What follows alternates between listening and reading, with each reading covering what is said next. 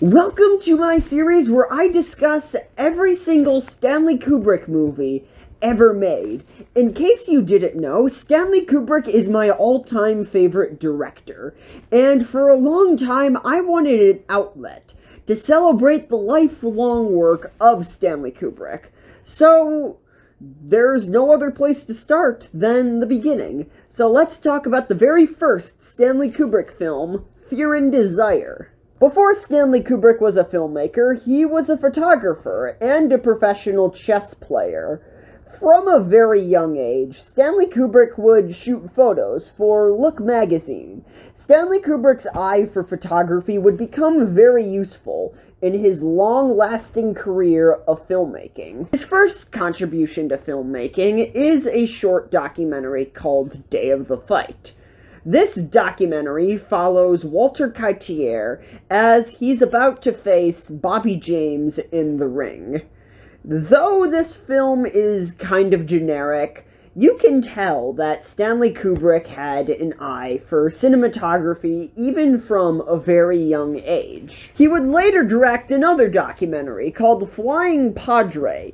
Despite of this film being less interesting than Day of the Fight, it still provides the very first Stanley Kubrick tracking shot. The tracking shot would become a staple in Stanley Kubrick's filmography.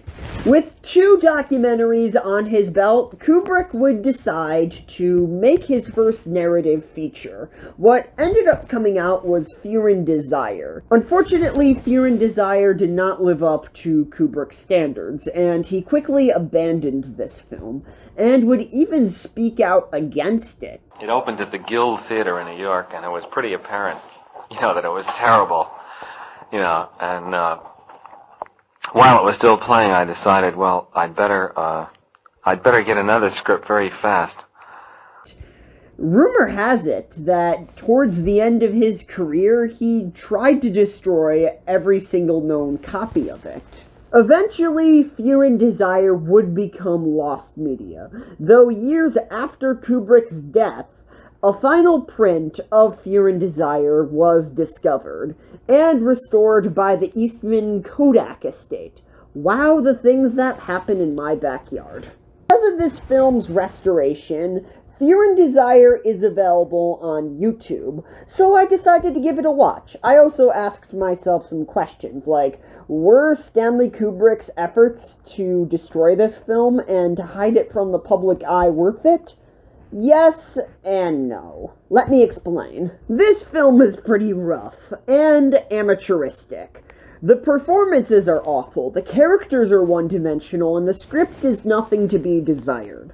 No pun intended. Paul Mazursky completely oversells it as Private Sidney, a man who loses his mind as a result of his circumstances. This character going completely bonkers isn't a gradual change. Like, it happens out of complete nowhere. It feels very unnatural and forced. Though this isn't really a problem with Paul Mazursky's performance, as it is a problem with this film's script. Though I feel that Paul Mazursky overacts a lot in this film. Like the scenes where he goes completely mad, they're supposed to be disturbing, but instead they come across as really cringeworthy. Apparently, Paul Mazursky had a pretty solid acting career, though I haven't seen him in anything, so for all I know, he could be like this fantastic actor, but I mean, I've only seen him in this. This film has a lot of dubbing in it. It's very clear that the dubbing in this film is just the character's inner thoughts. Though the film doesn't really make this clear, and at first I was kind of confused. So I know that this is a nitpick, but I mean, it just caused unnecessary confusion, so I feel like pointing this out. Another major gripe with this film is that I didn't really care about any of these characters. I didn't find anything interesting or compelling about them, and I didn't care about the conflict that they were in. Because of this, I found myself getting very bored with this film. Honestly, while I was watching this movie, I was just checking my watch the whole time, waiting for it to end. I also didn't really find the story that interesting either. I felt like that this story has been told so many times before. The idea of soldiers being stranded in enemy territory, trying to survive and get off of enemy territory to safety. I mean, this story has been told time and time again. It isn't new. I've only watched this movie once, and while I was watching this movie, I felt like I had already seen this movie before, because this plotline is just so overdone, if you know what I mean.